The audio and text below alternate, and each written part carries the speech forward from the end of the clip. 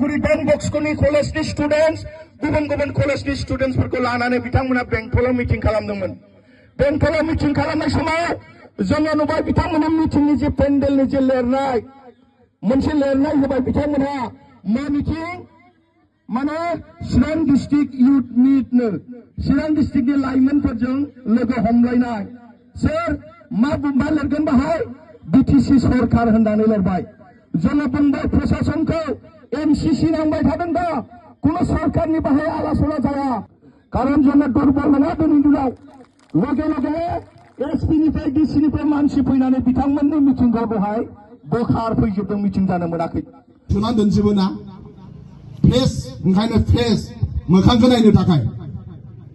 नोंसोर लेखाखौनो फरायाबा बोरै नायनो नांगौ फेसबुकखौ नायो फेसबुकखौ सोर दरनो बेखौ मिथिया नङा होमबा मा होनो